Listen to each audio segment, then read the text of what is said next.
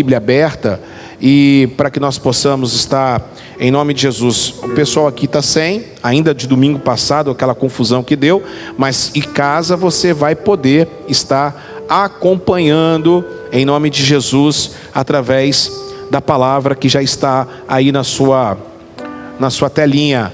E o tema de hoje, o primeiro ato vai ser a âncora da alma. Você sabe o que é uma âncora, não sabe? A âncora é aquele objeto que segura o navio para que ele possa atracar em um porto. É aquele objeto enorme. A âncora da alma é a esperança. Eu quero falar com vocês algo muito especial nessa noite. Eu quero falar com vocês exatamente sobre a esperança. E a esperança que rege o mundo e rege nossas vidas. Meus amados irmãos, 3 grandes pensadores de origem judaica, eles sistematizaram, eles cuidaram de estudar a mente humana e o que move o ser humano. Eu separei 3 nomes dentro de um contexto da psicanálise, da psicologia, da psiquiatria, que estudaram o ser humano.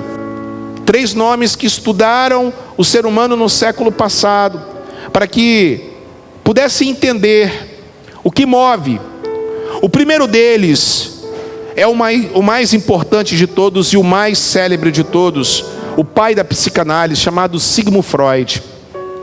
O Sigmund Freud, ele define o ser humano que ele é impulsionado através de uma palavra. Cada um deles tem uma palavra que eu quero destacar.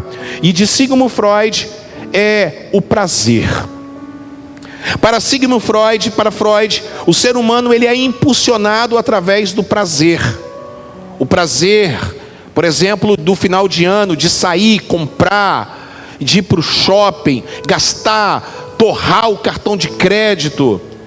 Para Freud, o ser humano ele é alimentado, ele é impulsionado pela questão do prazer. Prazer de uma taça de vinho, prazer de sair com os amigos, prazer de estar numa festa, numa balada, prazer.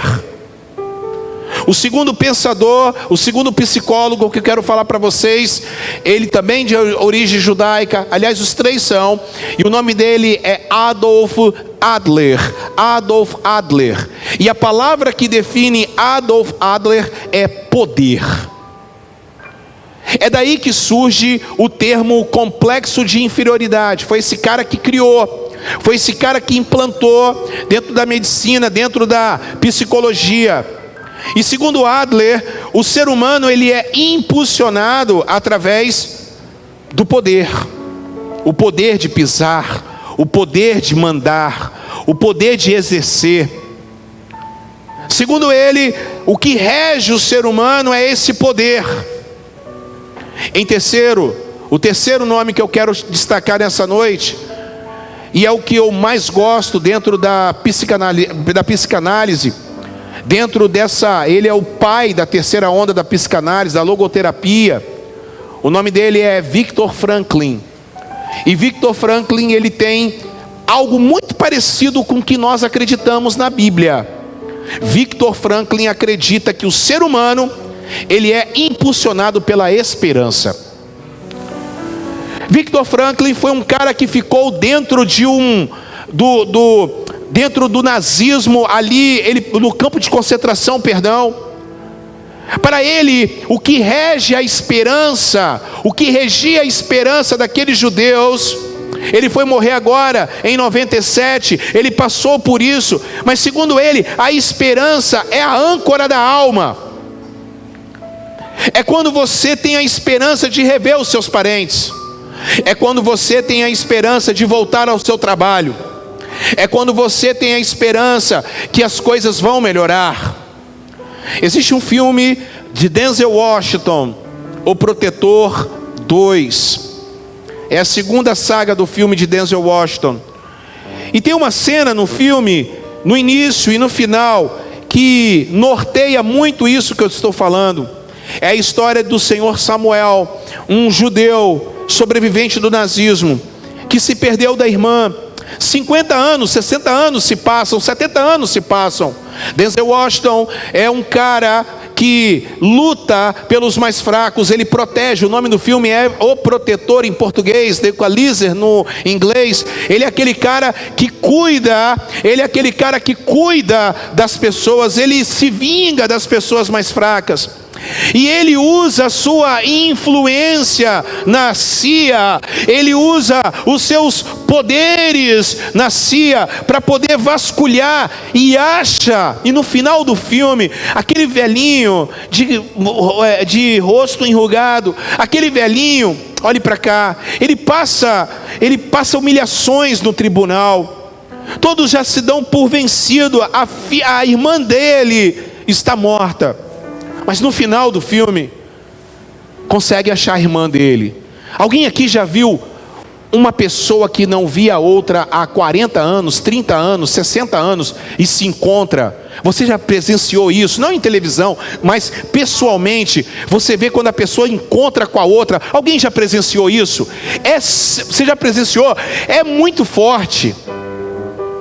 Você encontra a pessoa que você não via há muito tempo. Agora, com o advento das redes sociais, isso se torna muito mais fácil.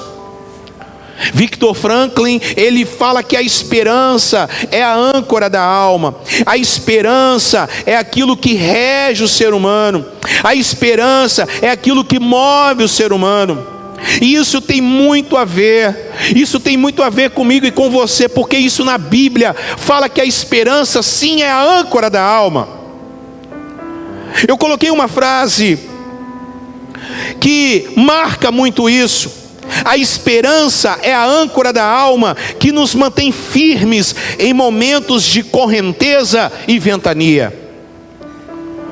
E o que isso tem a ver conosco nessa noite?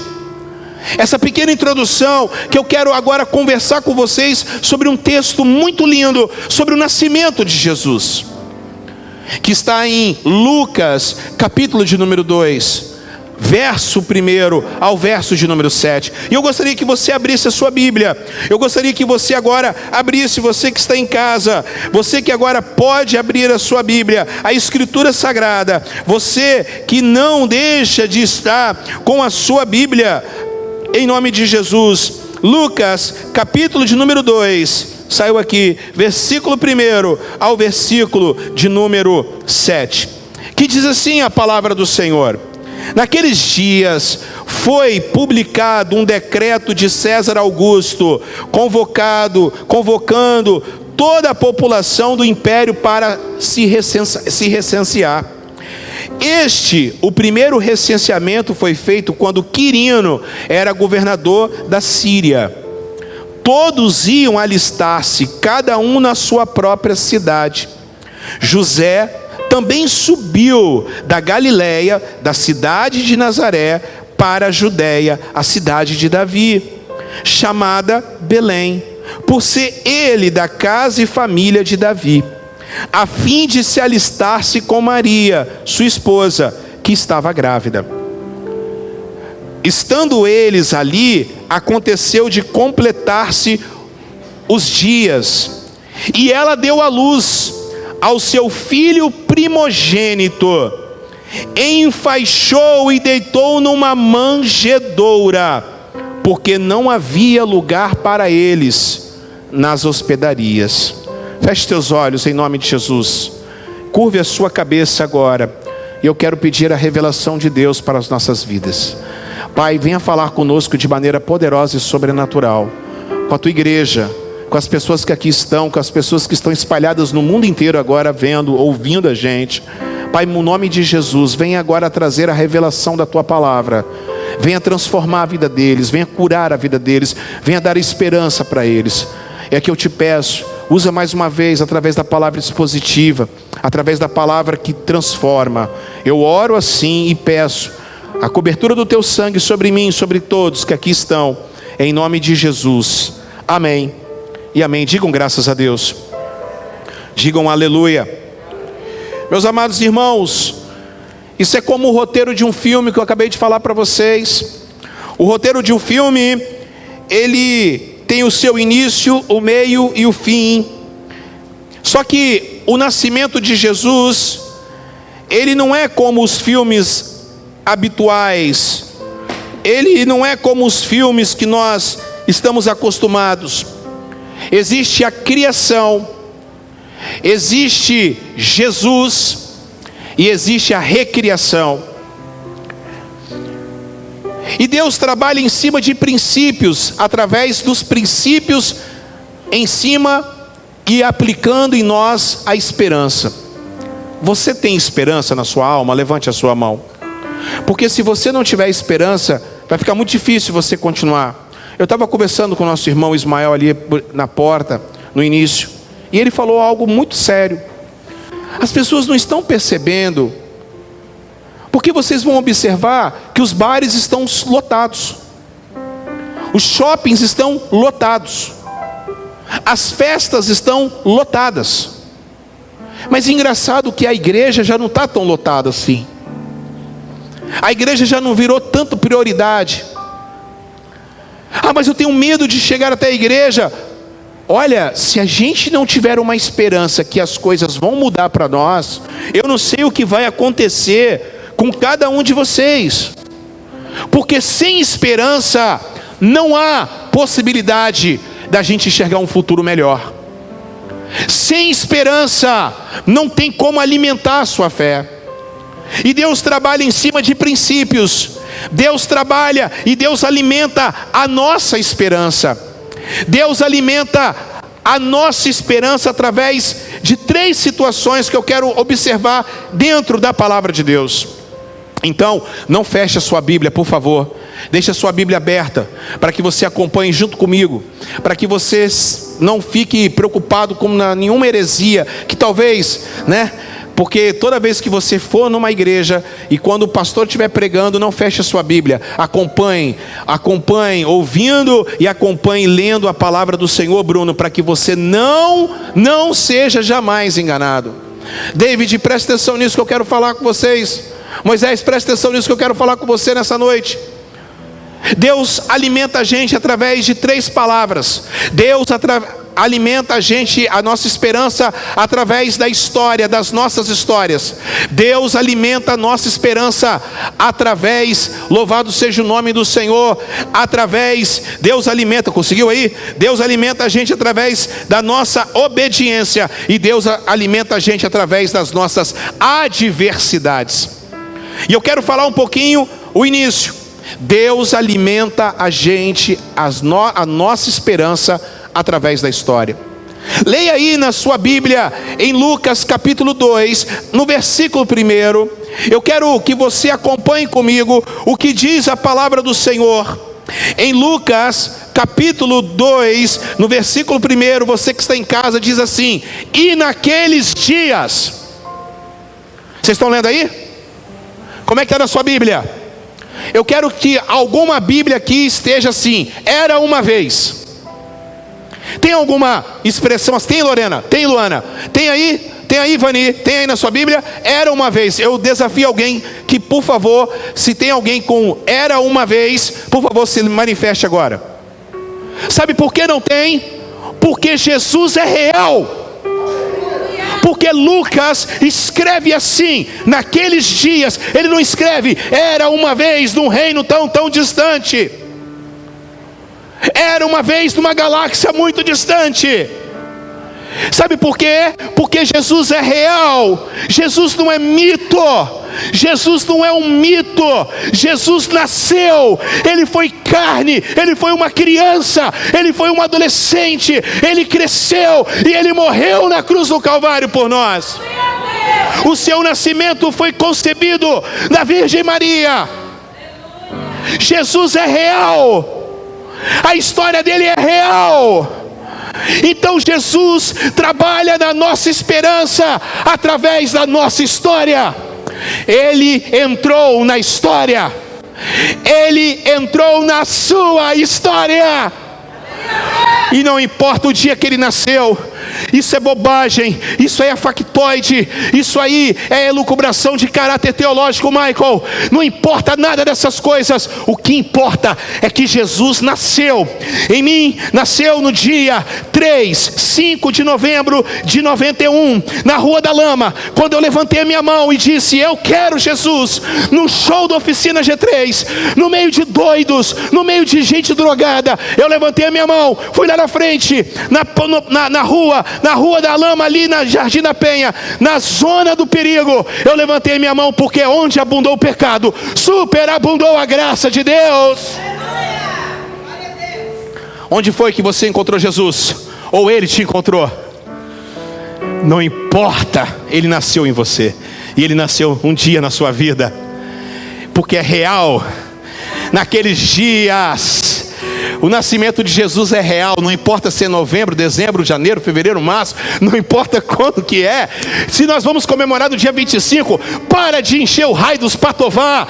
Comemore, porque Jesus nasceu verdadeiramente. Jesus é real como o ar que você respira. Oh, glória. Eu conversando com um filósofo, e ele tentando argumentar que Jesus não é real, Ele é um mito. E eu falei com ele assim: você pode argumentar o que você quiser, porque Jesus nasceu dentro de mim, e a minha vida foi transformada, a sua vida foi transformada, aleluia. Naqueles dias, isso quer dizer que Ele é real, Ele está na história. Naqueles dias, você que está em casa, isso quer dizer que Ele nasceu, Jesus nasceu. Fala para quem está do seu lado: Ele nasceu, Ele cresceu. Jesus é real, Jesus está aqui hoje. Você pode glorificar o nome dEle, aplauda o nome dEle nessa noite, porque Ele merece.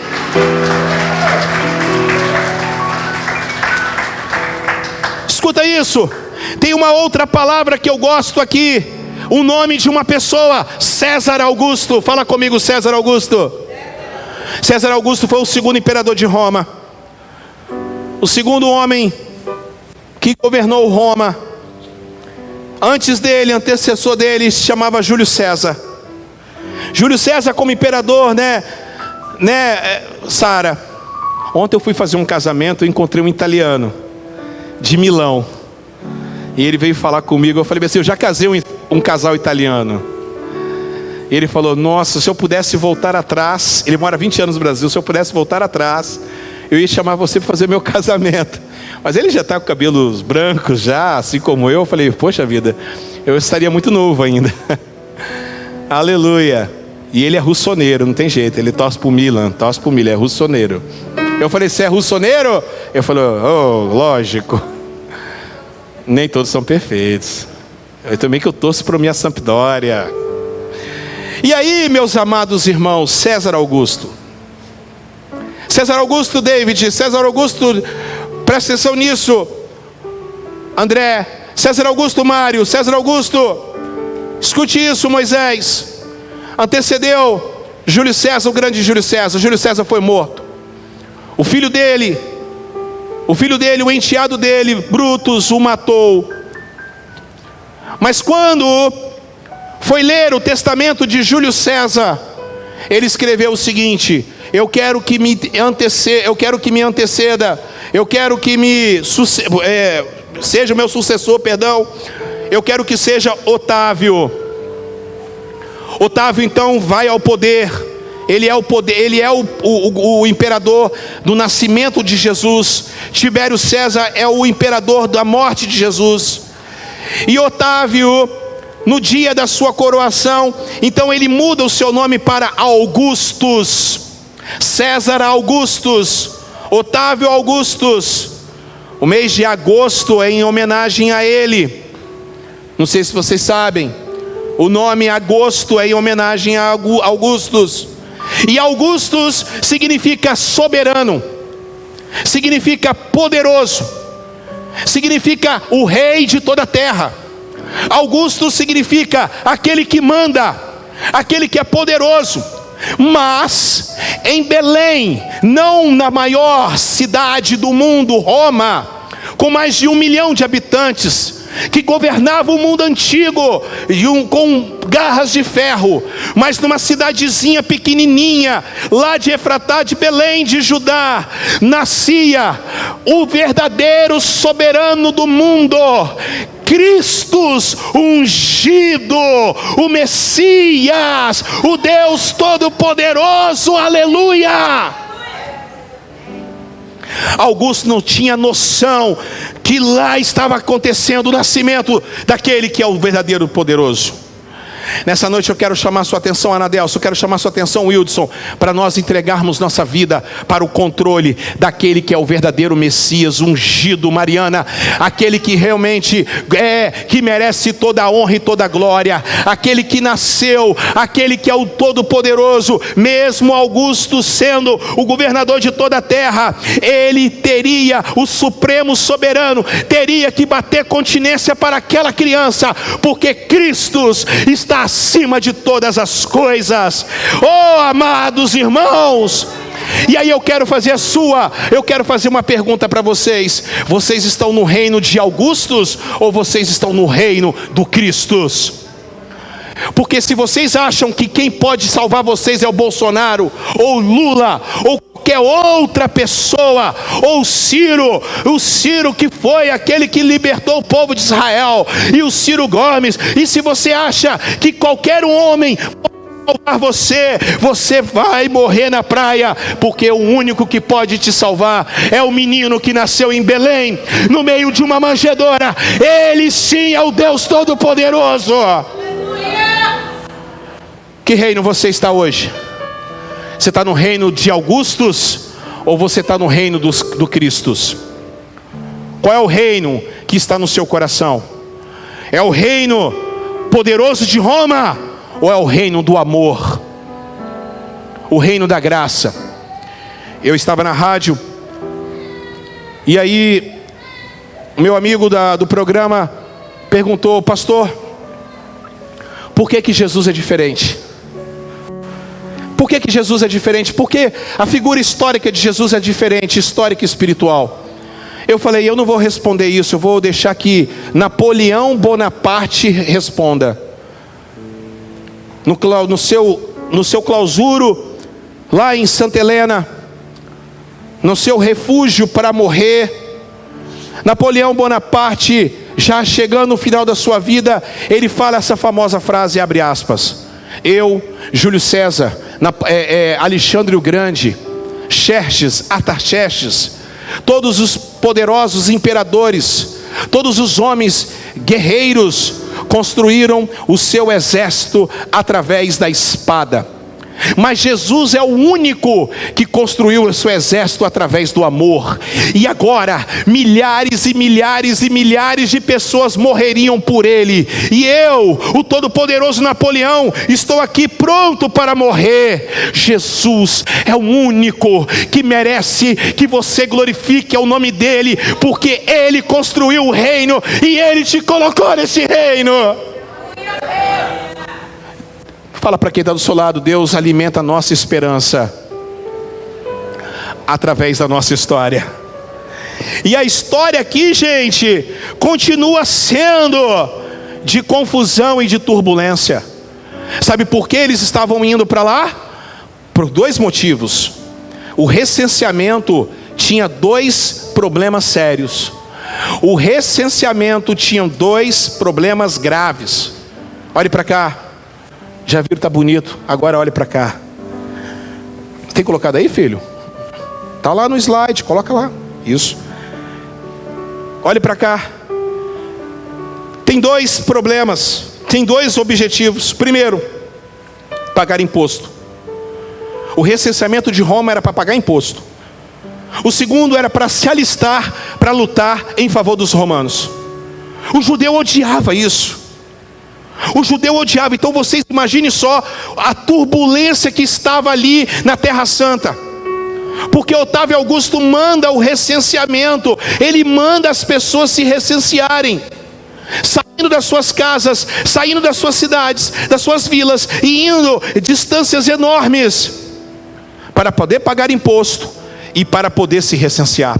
Como José e Maria eram da tribo de Davi, da tribo de Judá, e eram da cidade de Davi, e eram parentes de Davi, e como eles moravam em Nazaré, eles tiveram que sair dali e ir para lá. E esse é o segundo ponto que eu falo com vocês nessa noite. Deus alimenta a nossa esperança através, escute isso, da nossa obediência. Então fala comigo, repita comigo: Deus alimenta a nossa esperança através da nossa obediência. Mais uma vez, Deus alimenta a nossa esperança através da nossa obediência. Você crê nisso? Olha os versículos 3 a 5. Os versículos 3 a 5 aí na sua Bíblia. Tem umas coisas que eu quero que chamar a sua atenção. Tem umas coisas que chamam a minha atenção demais. A Bíblia fala que eles saíram da Galileia do norte e vão até Judá no sul. Michael, olha aqui, pastor Andréia, olhe para cá vocês. Anadelso, são 150 quilômetros. Você está grávida? Quantos meses? 5 meses. Brian, o nobre, está aí, 5 meses. Maria tinha 8 para 9. Então são 150 quilômetros. Vamos fazer uma matemática então, gente? Ravelli, acompanhe comigo, Arthur. 150 quilômetros de carro dá 2 horas. Numa autoestrada então é mais rápido ainda. Só que não tinha autoestrada e não tinha carro. Eles tinham que andar de camelo. E o camelo, ele vai andando numa velocidade. Se uma pessoa andar, Lafayette, você ir direto sem parar, 30 horas. Fala comigo, 30 horas. Mas agora imagine só, fica de pé, André. Fica de pé, Sara. Vem aqui, para os irmãos ver vocês. Imagine vocês, o André saindo e andando 150 quilômetros com Sara grávida de 8 meses para 9. David, em cima do camelo, 3 dias. Andando, parando, andando, parando.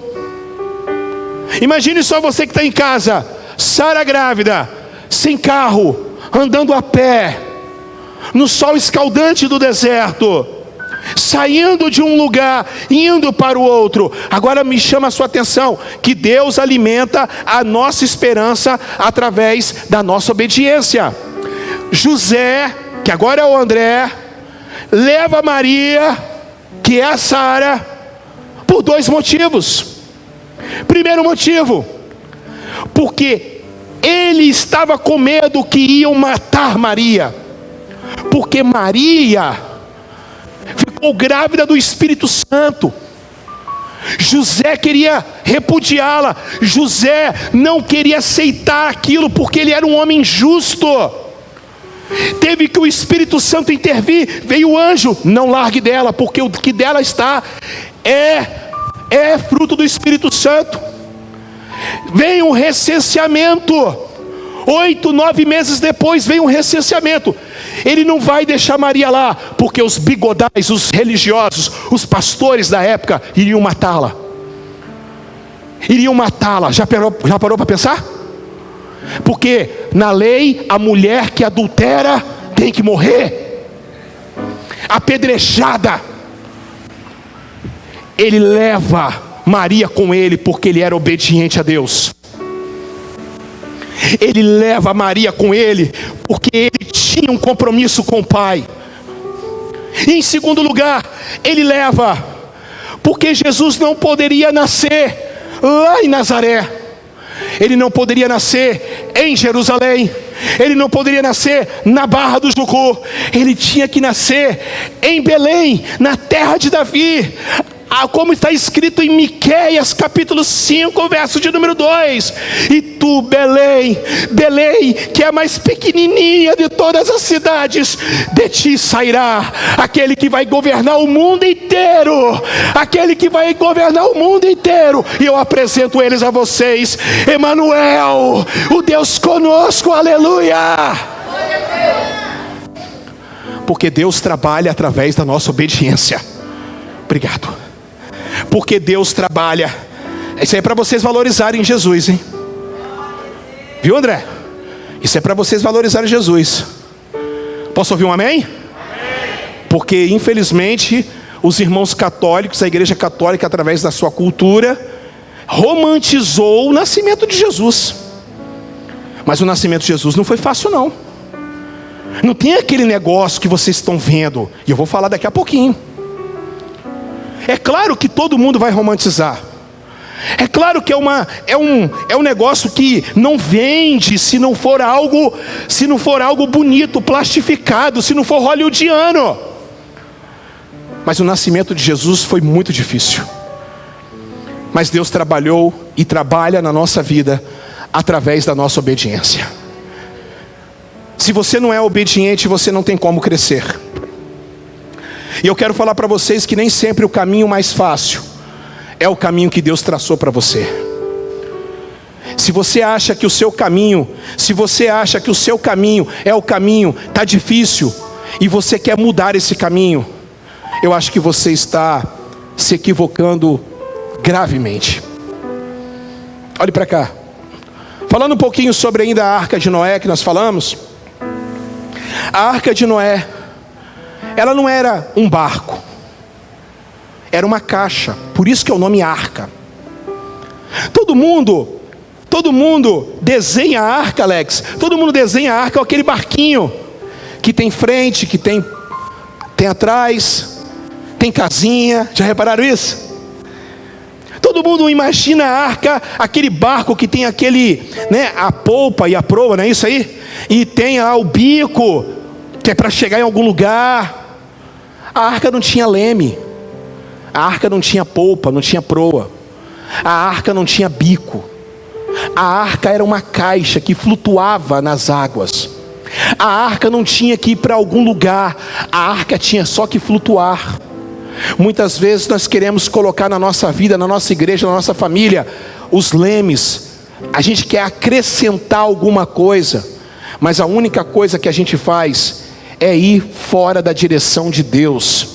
Você é essa arca que precisa flutuar em meio às dificuldades, e você só precisa confiar numa pessoa, naquele que muda a sua história em nome de Jesus, e que pode transformar a sua vida em nome de Jesus. Escute comigo. Deus, fala comigo, o caminho mais difícil às vezes é o caminho certo. O caminho mais fácil, fala para quem está do seu lado, o caminho mais fácil às vezes não é o caminho que Deus traçou para você. Talvez você está me escutando agora. Eu quero pedir licença para os irmãos que aqui estão, e quero me dirigir para você que está num quarto de hospital, num leito de hospital. Talvez eu quero falar para você que talvez foi abandonado por todos. Talvez você acha que o caminho que você quer traçar é o caminho mais fácil, mas o caminho mais fácil às vezes não é o caminho que Deus tem para você. Por que você sai de Itapuã e vem para cá? Porque é o caminho que Deus traçou para vocês. E você só pode sair quando Deus falar que o caminho vai ter que ser outro.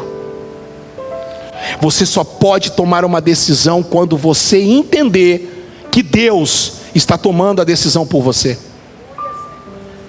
Em terceiro lugar, eu chamo a sua atenção.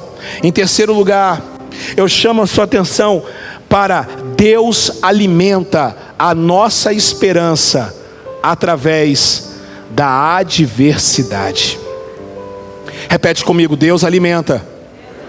Mais alto: Deus alimenta a nossa esperança através da adversidade. Quem aqui passa por provas, levante a sua mão. Quem passa por lutas, levante a sua outra mão. E quem aí está passando por prova, levante seus pés. Oh, glória a Deus. E aí é o seguinte: Deus, Ele alimenta a sua esperança através das suas adversidades. Porque no capítulo de Lucas 2, no verso 6 e 7, da palavra expositiva dessa noite, eu quero chamar a sua atenção para 3 palavras. Eu quero chamar a sua atenção para 3 palavrinhas desses versículos. Desses 2 versículos, eu chamo a sua atenção para a frase, dar à luz. Fala comigo, dar à luz. Versículo 6, no finalzinho aqui fala, dar à luz. Ela sai de Nazaré e entra em Judá, em Belém, em estado adiantado de gravidez. 9 meses se completam. O tempo chegou. Quando eu falei para vocês que o nascimento de Jesus foi romantizado pela história, não é à toa. Olhe para cá, eu vou falar um negócio para vocês aqui, vai chocar vocês. Jesus nasceu em meio a fezes e urina da sua mãe. Não tinha obstetra. Ela deu à luz.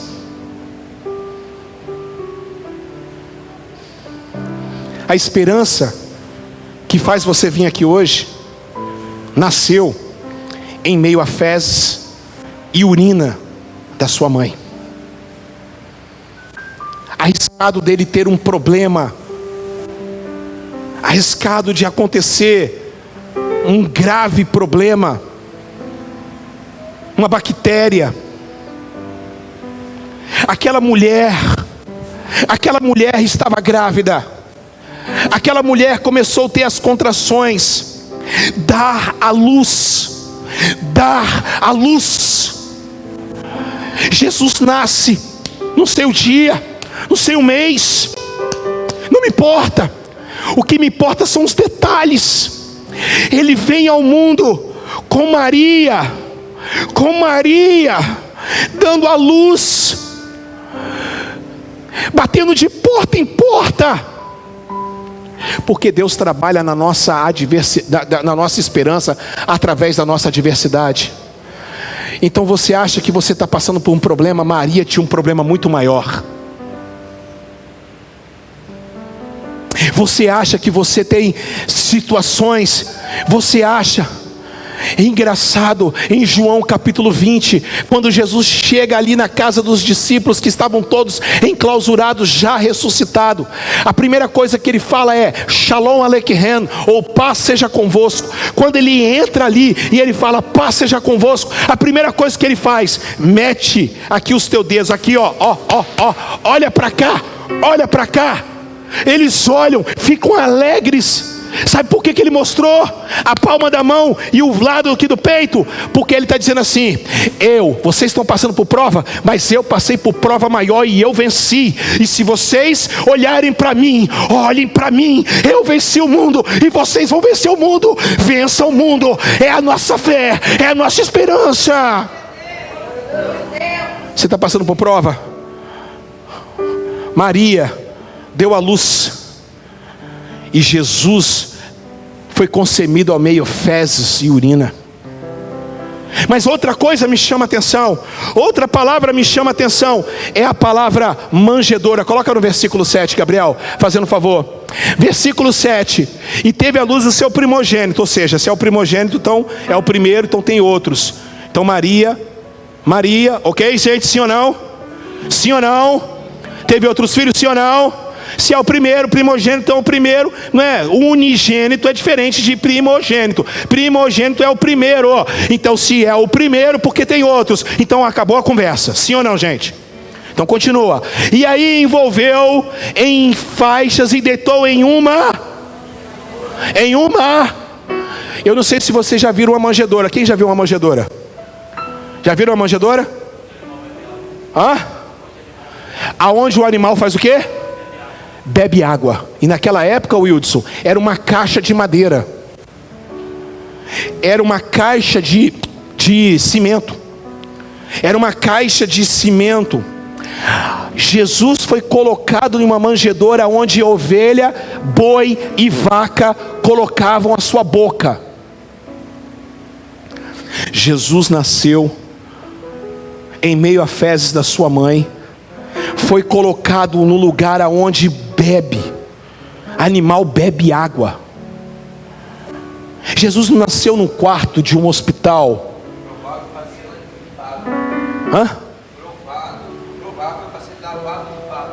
Exato. Foi arrumado ali. Foi arrumado às pressas. Você está passando por provas? Deixa a esperança nascer na sua vida em nome de Jesus. Não, eu estou falando para você. Você está passando por dificuldade, você veio para o lugar certo. Só que você tem que se agarrar em Jesus, porque Jesus vai mudar. O ano de 2022 eu creio que vai ser melhor para você em nome de Jesus. Porque Victor Franklin tinha esperança que ele ia sair do campo de concentração. E ele saiu e viveu até 1997. E Victor Franklin fez a história através da terceira onda da psicanálise. E eu creio que você, Ismael, que você, Neia, que você, Anadelson, que você, Simone, que você, minha irmã, que está com essa criança linda aí, vocês vão fazer a história e podem fazer a história. Levante as suas mãos e glorifique ao nome do Senhor. Você que está em casa, você pode fazer a história, porque Jesus trabalha através da nossa adversidade. É quando você acha que você está passando pelo pior momento da sua vida, é que Deus te surpreende e te segura pelas mãos. Oh, quantos podem glorificar o nome de Jesus nessa noite? É quando você acha que não tem mais jeito. É quando a gente acha que não vai sair. Eu confesso para vocês que no primeiro dia de dezembro eu falei: a campanha dos brinquedos não vai dar certo. Não vai dar certo. Está todo mundo desanimado. Está todo mundo sem dinheiro. Está todo mundo. Mas Deus fala comigo: cadê a sua esperança? Eu conversava com Sara essa semana, e a Sara falou comigo que até um padre lá na Itália colocou o dinheirinho lá no cofrinho, lá na Itália, para as crianças brasileiras. Falei com Sara: Sara, o amor quebra barreiras. Junta católico e evangélico. O amor quebra barreiras. O amor destrói barreiras. O amor constrói pontes. A nossa esperança é a nossa âncora. Nós vamos nos firmar nessa esperança. E mesmo na adversidade, Deus vai trabalhar em nossas vidas. Você toma posse disso em nome de Jesus. E a outra palavra que me chama a atenção é estalagem. Fala comigo, estalagem. Fala comigo, estalagem. Não tinha um lugar para guardar Jesus. Não tinha um lugar para receber Jesus. Não tinha um hotel, uma pousada, não tinha nada. Estava tudo lotado devido ao recenseamento. Eles bateram de porta em porta. E eu quero falar para vocês nessa noite: será que vocês não estão tendo tempo na agenda? Jesus não está tendo tempo na agenda de vocês? Será que Jesus não está conseguindo nascer no seu coração porque você ainda continua no reino de Augustos? Será que o José está batendo de porta em porta? José está batendo de porta em porta. Você que está em casa, fica aí, não vai embora não. Eu estou aqui ainda. Porque em Apocalipse capítulo 3, verso de número 20 diz: eis que estou à porta e bato. Aquele que ouvir a minha voz, eu entrarei em sua casa e cearei com ele e ele comigo. É assim, David, ele está batendo. Eis que estou à porta e bato. Eu quero entrar na sua casa, eu quero entrar na sua família, eu quero entrar na sua vida, eu quero ter um espaço na sua agenda. O Rei dos Reis e Senhor dos Senhores, Ele te ama, Ele quer nascer no seu coração. Ou você pode glorificar o nome do Senhor nessa noite. Ou não, Ele quer bater na porta de cada coração aqui hoje. Será que não tem um espaço para Jesus na sua casa? Porque Ele nasceu entre fezes e urina. Ele nasceu onde boi, vaca e cabrito põe a boca. E Ele foi rejeitado pelos homens. Jesus nasceu rejeitado e morreu rejeitado. Jesus nasceu rejeitado e morreu rejeitado.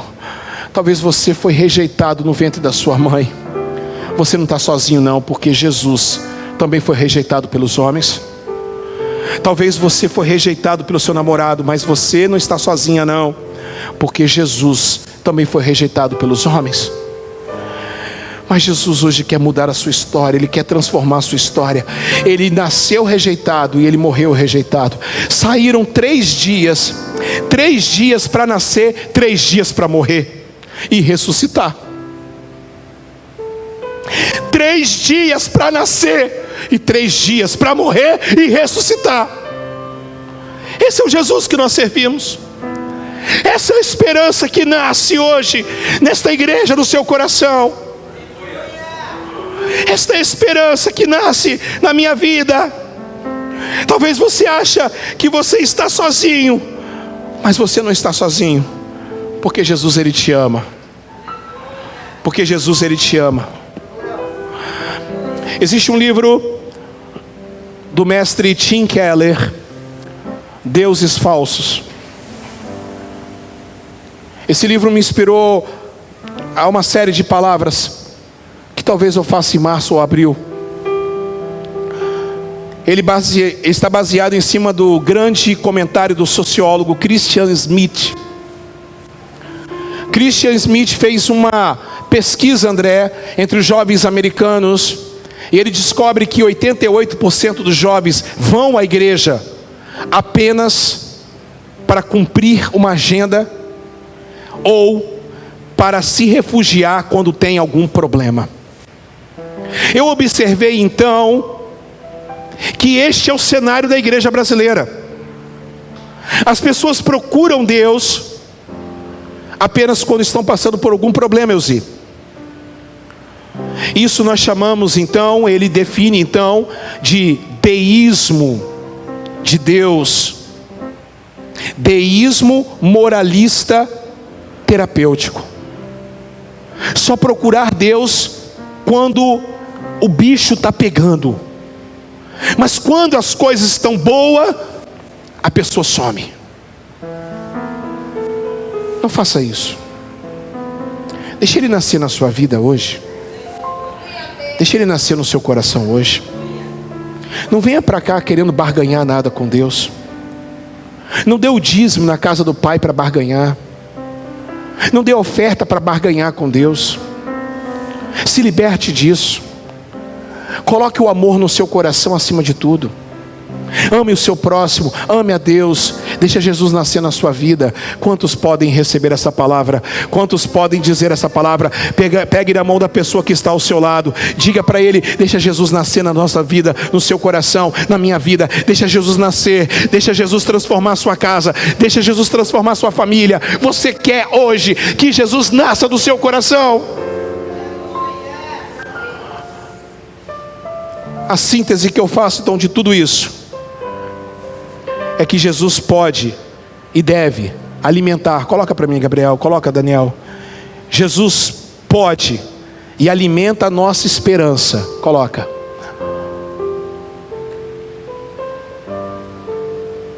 Na nossa história, na nossa obediência, na nossa diversidade. E nós podemos compartilhar isso para as outras pessoas. E eu quero que você reflita, pare e reflita nessa noite. Coloca. Eu quero que você reflita nessa noite. Esses princípios. Pode colocar, Gabriel. Isso. Redefina a sua esperança. Fala comigo, redefinir. Eu vou redefinir a minha esperança. Mais uma vez, eu vou redefinir a minha esperança. Cultivando a espiritualidade orientada pela esperança, a nossa âncora da alma. E em terceiro lugar, compartilhe essa esperança em palavras e ações. Desliga as luzes, por gentileza. Desliga a luz para mim, Rodrigo. Coloca para mim, Gabriel, a última foto. Depois daí. Vocês estão vendo? Estão vendo sim ou não? Estão vendo sim ou não? Não se preocupe, se vocês quiserem o slide, depois eu passo para vocês no zap. É só pedir que a palavra é de vocês. Estão vendo essa criança? Você que está em casa, coloque, Daniel. Coloque para mim, Daniel. Deixa essa criança aí. Coloca aí no slide. Isso. Esse menino é um menino do Maranhão. Essa foto viralizou. Essa foto viralizou. Esse menino está no lixo. Esse menino está no lixo. Esse menino está revirando o lixo. E ele acha uma árvore de Natal suja. Observe como ele olha essa árvore. Observe, Anadelso, que pode parecer bobagem. Eu conversava com a minha esposa, a gente estava namorando esses dias, perto de uma árvore de Natal dessas. E a minha esposa falava, como é importante ter uma árvore dessa. Aquilo ali mexeu comigo. Ele olha para a árvore, em meio a urubus, em meio a gente catando lixo. Ele olha para a árvore, Jorginho. Ele tem esperança. Ele tem esperança que ele vai ter um Natal. Ele tem esperança que a vida dele pode mudar. Olha para essa árvore como você... Olha para Jesus como esse menino olha para essa árvore. Jesus pode transformar sua vida. E pode te dar um futuro melhor, uma esperança melhor. E Ele pode ancorar a sua alma com uma âncora segura. E você vai sair daqui cheio do poder do Espírito Santo de Deus. Olha para essa árvore. Olha para essa foto, perdão. Você que está em casa, olhe para esta foto. Observe como essa criança está observando isso. Porque a esperança é a âncora da nossa alma. Fique de pé no seu lugar. Pode deixar, filho. Pode deixar essa imagem, filho. Pode deixar essa imagem, Gabriel. Você que está em casa, eu quero que você olhe para esta foto.